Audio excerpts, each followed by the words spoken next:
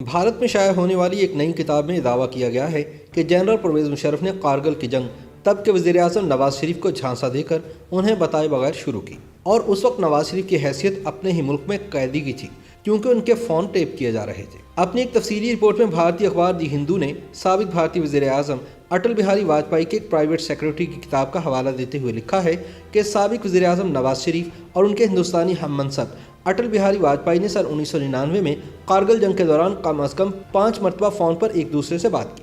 वो अपनी किताब में ये भी लिखते हैं कि army chief general Parvez Musharraf ने कारगिल तनाज़े के दौरान नवाज शरीफ को झांसा दिया था।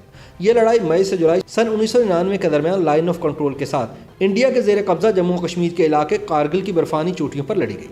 इंडिया में इसे ऑपरेशन विजय का नाम दिया गया, जबकि पाकिस्तान में इसे ऑपरेशन खौफ में मां के नाम से जाना जाता है। इस जंग में होने वाली अमवात के दुरुस्त आदादोशुमार अब भी मुयस्सर नहीं। ताहम जहां इंडिया के 500 से ज़्यादा फौजियों की हलाकत की बात की जाती है, वहीं पाकिस्तान की जानिब शहादतों की तादाद हज़ारों में थी।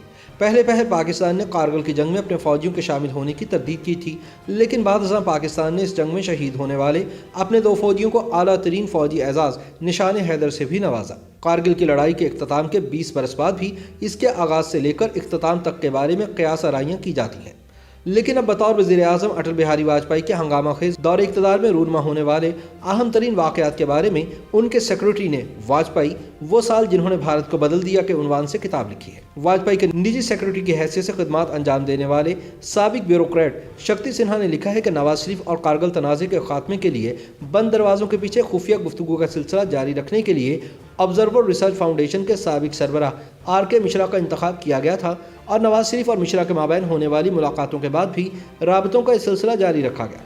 किताब में लिखा गया है कि नवाज शरीफ की पोजीशन बहुत नाजुक थी और बाद में होने वाली मुलाकात में उन्होंने मिश्रा को इंदिया दिया कि उन्हें बाग में चहलकदमी करनी चाहिए। जाहिर है उन्हें शक था कि उनके घर को टेप किया जा रहा है। जब मिश्रा ने वाजपेयी को इसकी इत्तला दी तो मौखिर ज़िक्र ने इस बात की निशानदही की कि नवाज शरीफ की हालत उस वक्त एक कैदी से ज़्यादा नहीं। उनमें से एक कॉल वाजपेयी के दौरा कारगिल के बाद जून सन 1999 में श्रीनगर में आई थी। श्रीनगर पहुंचने पर वाजपेयी ने मुझसे नवाज शरीफ से राब्ता कायम करने को कहा। मैं और मेरी टीम ने कोशिश की, लेकिन हम कामयाबी हासिल ना कर सके। तब वहां मौजूद एक मुकामी अफसर ने हमें बताया कि जम्मू कश्मीर से पाकिस्तान का कोड 092 डायल करने पर पाबंदी है। फिर टेलीकॉम के हुकाम को कहा गया कि वो कुछ देर के लिए ये सहूलत खोलें ताकि दोनों वज़ीर-ए-आज़म बात करें। शक्ति सिन्हा अपनी किताब में दावा करते हैं कि LOC से पाकिस्तानी फौजों के इनखला की एक बड़ी वजह पाकिस्तानी जर्नैलों, army chief general Parvez Musharraf और chief of general staff general Aziz की 2 टेलीफोनिक रिकॉर्डिंग बनी थी, जो कि हिंदुस्तान की खुफिया agency research and analyst wing यानी रॉ के उस वक्त के सरबराह एडविन ड्यू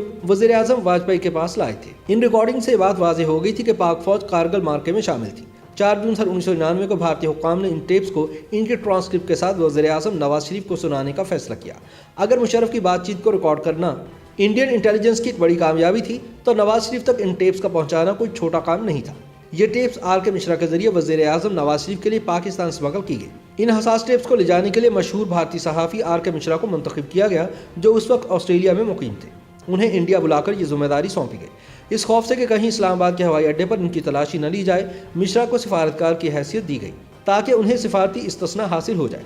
उनके साथ हिंदुस्तानी वज़ारत ख़ारजा के ज्वाइंट सेक्रेटरी विवेक काटजू भी गए।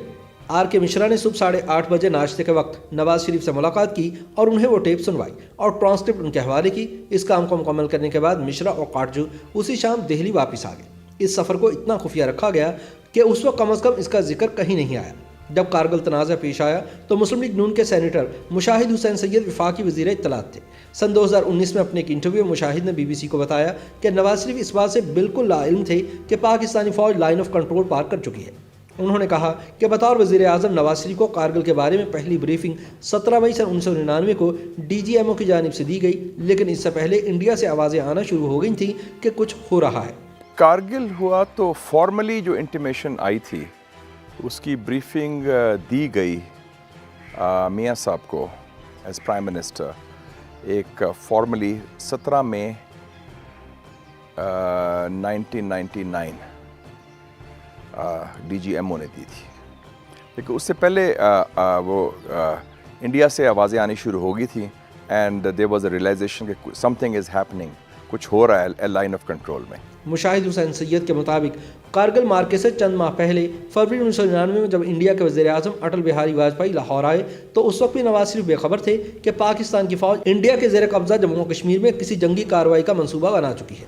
मुशाहिद हुसैन ने बताया कि अटल बिहारी वाजपेयी के दौरे के वक्त दोनों मुल्कों के दरमियान माहौल बहुत अच्छा था और इंडियन वज़ीर आज़म को पाकिस्तान के तीनों फौजी सरबराहान ने बाकायदा सैल्यूट भी किया था। वाजपेयी साहब आए थे कोई 20-21 फरवरी को और वो बड़ा अच्छा माहौल था और फिर हम उनको हेलीकॉप्टर में गवर्नर हाउस लेके आए जहां उनका इस्तकबाल जो सर्विस चीफ्स ने किया, आर्मी चीफ जनरल मुशर्रफ और जो एयर और नेवल चीफ थे, उन्होंने बकायदा सलूट भी किया।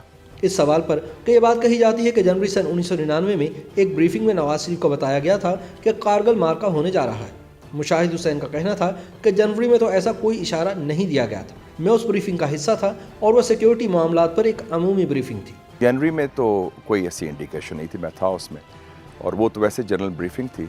साबिक वज़ीर इत्तलात ने बताया कि उन्हें पाक फौज की कारगिल में मौजूदगी की इत्तला इंटरनेशनल मीडिया को ब्रीफिंग से थोड़ी देर पहले दी गई।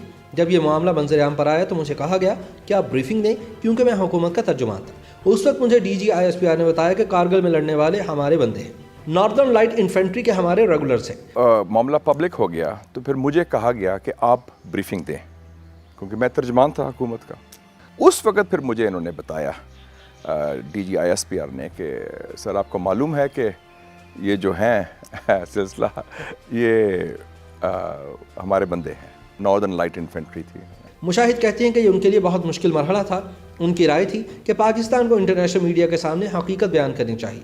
हिंदुस्तान ने भी 1984 में सियाचिन में लाइन ऑफ कंट्रोल की खिलाफ वर्जी की थी तो हम कह सकते थे कि यह हकाइक है और मसले को हल करें, लेकिन सच ये है कि कभी सरकारी सच को सच कहना पड़ता है। मुशाहिद हुसैन सैयद के मुताबिक जब हुकूमती हलकों को कारगिल से मुतालिक हकीकत का इदराक हुआ तो शदीद धचका लगा। एक तरफ हम भारतीय वज़ीर आज़म की बस डिप्लोमेसी का खैर मकदम कर रहे थे और दूसरी तरफ तकरीबन जंग की तरफ जा रहे थे। निज़ाम के अंदर एक तकसीम आना शुरू हो गई थी कि यह इतनी बड़ी हरकत कैसे अपने तौर पर कर ली गई। मुशाहिद हुसैन ने बताया कि नवाज शरीफ कारगिल के बाद हैरानगी और मायूसी की कैफियत में थे क्योंकि इंडिया के वज़ीर आज़म अमन के लिए खुद चलकर हमारे पास आए थे। नवाज शरीफ समझते थे कि पाकिस्तान एक ऐसे बहरान में फंस गया है जिसके नताइज हम कंट्रोल नहीं कर सकते। बिलाखिर जब जनरल मुशर्रफ को कारगिल में शिकस्त नजर आई तो उन्होंने वज़ीर आज़म नवाज शरीफ से दरख्वास्त की कि अमरीकी सदर बिल क्लिंटन के जरिए जंग को रुकवाया जाए। नवंबर सन 1999 में कारगिल का तनाज़ा वज़ीर आज़म नवाज शरीफ की जानिब से जनरल परवेज़ मुशर्रफ को बतौर आर्मी चीफ बर्खास्त करने की कोशिश में एक काउंटर कू के बाद अपने ही इक़्तिदार के खात्मे पर मुंतज हुआ।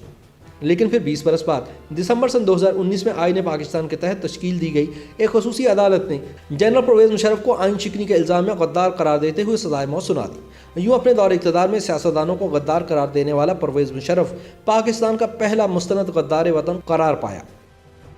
YouTube पर गूगली न्यूज देखने के लिए youtube.com की सर्च बार में गूगली न्यूज TV टाइप करें। गूगली न्यूज के पेज पर सुर्ख रंग के सब्सक्रिप्शन वाले बटन पर क्लिक करना ना भूलिए। YouTube पेज पर अपलोड होने वाली वीडियोस से बाखबर रहने के लिए बेल आइकन पर क्लिक कीजिए। आपको हर नई वीडियो के बारे में नोटिफिकेशन मौसूल हो जाएगा।